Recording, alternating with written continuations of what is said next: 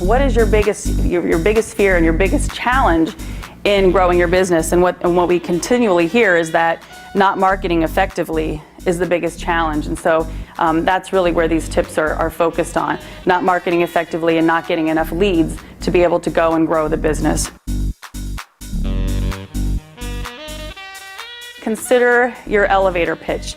And so what do I mean by that? Well, I mean, it's the answer that you give very quickly and succinctly when someone's cornering you and asking, well, what is it that you do? What does your business do? Reconsider what you're saying, because what you're saying, what your employees are saying, and how you're communicating that online, whether it be via your website or other communications, is really the foundation for how people will find you and how they'll understand what differentiates you.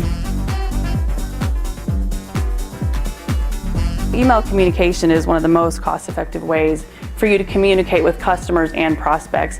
And now more than ever, it's really, really cheap and efficient to go out and set up that service. People really want to hear from you in a very succinct message.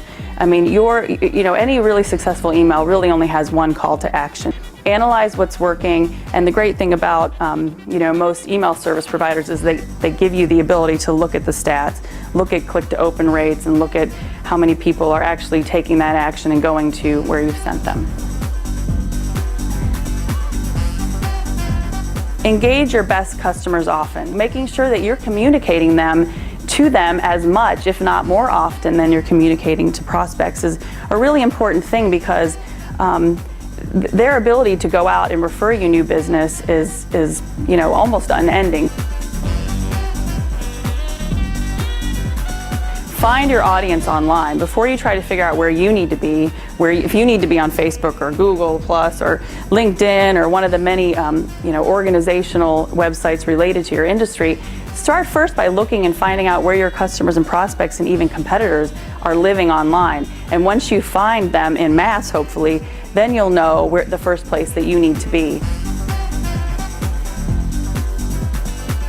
Social media is a completely different animal. It's not send out an email and hope that someone responds, a week later. It's being involved in a conversation that's happening right now, and it's a consistent banter back and forth in a very personal way. But really, social media is all about having a conversation with partners, with customers, with prospects, even your competition, and ultimately, ideally, being positioned as a thought leader in your industry.